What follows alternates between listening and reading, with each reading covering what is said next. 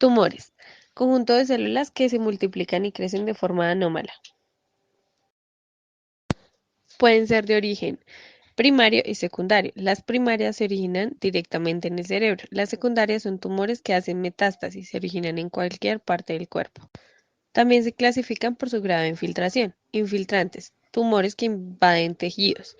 Los encapsulados son los que se encierran en un área específica del cuerpo. Otra manera de clasificarlos es por su malignidad.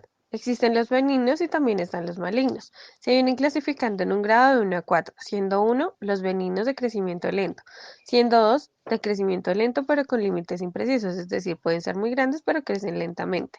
Los 3 los que causan metástasis. Su evolución es mucho más rápida porque se riega más fácil. Y los de cuarto son tumores con alto grado de malignidad. LESAC clasifica los tumores de la siguiente manera. Existen tumores primarios y tumores secundarios. Astrocitoma es de grado maligno, la población afectada es de niños y adultos y tiene un porcentaje respecto al total de tumores cerebrales del 65%. Oligodendrogliomas presentan un crecimiento lento.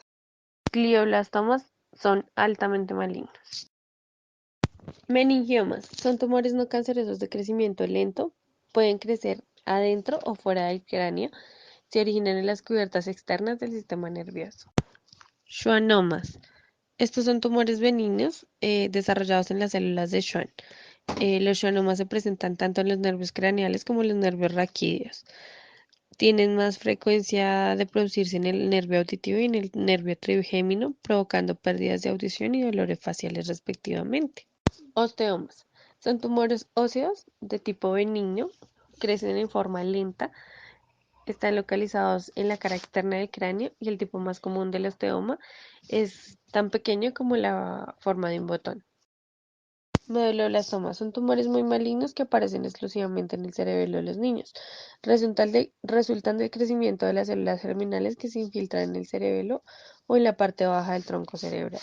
Adenoma hipofisiario. Es un tipo de tumor de crecimiento normal en la hipófisis, la parte del cerebro que regula el equilibrio hormonal del cuerpo. Hemangioblastoma. Son tumores de tipo benigno originados en la parte de los capilares vasculares. Se ubican frecuentemente al nivel de la fosa posterior en el cerebelo. Los factores que influyen en las alteraciones son la localización específica del tumor, el tamaño, la invasión de tejido cerebral y la velocidad del crecimiento. Los síntomas del sistema nervioso central son alteraciones en las funciones ejecutivas, alteraciones conductuales y del humor, alteraciones en la memoria, disminución de capacidades adaptativas y síntomas psicóticos y cambios de personalidad. Alteraciones en el lóbulo frontal. Producen dificultades en las funciones cognitivas con disminución en la fluidez del lenguaje y en las capacidades de aprendizaje de tareas secuenciales o produciendo síndrome disejecutivo. Además de eso, producen cuadros de apatía, pseudodepresión, abulia e hipocinesia. Síndrome desejecutivo. Sus síntomas son problemas de comunicación, déficit comunicativos, cognitivos y conductuales y cambios en los patrones de sueño. Área orbitofrontal. Este afecta a los dos hemisferios y al cuerpo calloso anterior. Se producen trastornos de conducta que fácilmente pueden ser confundidos con un trastorno psicopático, ya que el paciente se muestra desinhibido y con intensa hiperactividad, presentando trastornos de conducta. Alteraciones en el lóbulo parietal. Estas presentan alteraciones en el sentido del tacto, con dificultad para identificar y recordar los objetos. También suele producir dificultades en la estructuración del esquema corporal y otras manifestaciones como síndrome de Gerstmann, disgrafia o discalculia y agnosia digital. Alteraciones en el lóbulo temporal. Pueden presentarse trastornos de audición, memoria o personalidad. En zonas más profundas del hemisferio izquierdo se producirán alteraciones selectivas de la memoria verbal o trastornos de memoria icónica. Si afectan el hemisferio derecho, los tumores temporales masivos pueden producir un cuadro de amnesia global generalizada. Es frecuente que la presencia de un tumor en esta área produzca trastornos de conducta, desarrollando además manifestaciones epilépticas en un 50% de los casos. Alteraciones en el lóbulo occipital.